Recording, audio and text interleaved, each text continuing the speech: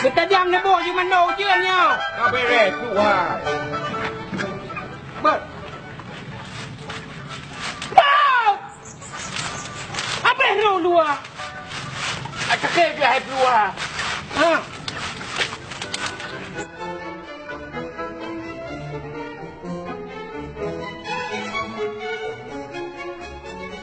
Bola mano, wawa sak semen. Lu. Aju mah kau bilang kepada Pak I. Apa aja mah? Kaya bukan apa ini? Hei! Kau Haji. Oh, apa? Yo apa ini bawa balik? Kamu nak pergi apa ini bawa balik? Lu fikir nak mekar Pak I. Baduk siapa? Lu. Pane tak pula? Kamu kena grup apa ini? Grup rapai. Punan grup rapai rono. Abu aja mah? Hai. Kamu grup apa ini awal-awal? Digelar oleh Karing yang kau pernah mendapat penghargaan baik dalam maupun luar. Nyan, beres-beres mana? Ang kuaji, Ikan kuaji hai. Nyo rapai nyo, nu baju nu pegah ba urang, bejek kebudayaan, bejek kesenian berseluruh dunia, berdepu mandong. Betul itu. Bawa di Aceh nyo na rapai mandong. Ya. Bertiga-tiga lepas mandong. Oh hai. Bila perle, Eropah tak ba? Tak kok jawab sidik, bermengak-mengak oleh. Hai Lu. Di mana awaknya itu pu? Itu pula mandong. Musik bahasa dunia. Nyo sabah kebudayaan.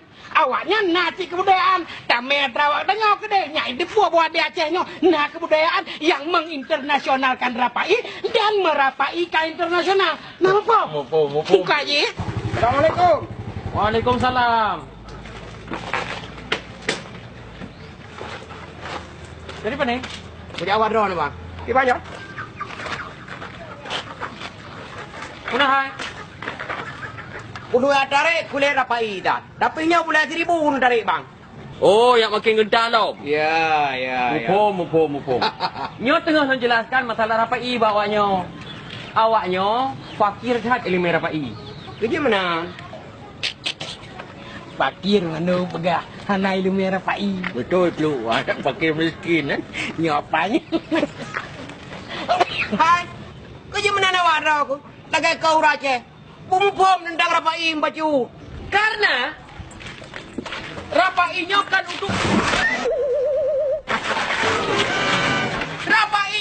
untuk pepak perang sagai.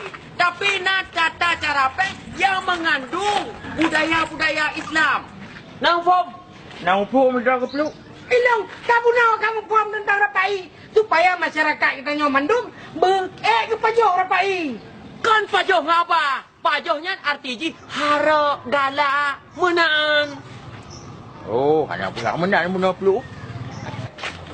Wajak kaya balik. Nak kuno rapai. Ayo mon, ke luar bulan 1,000. Kamu tu anda abu jiu mau pergi nyot tak kau pilih. Nak ajak apa? Ha. Kau ke dia Lu.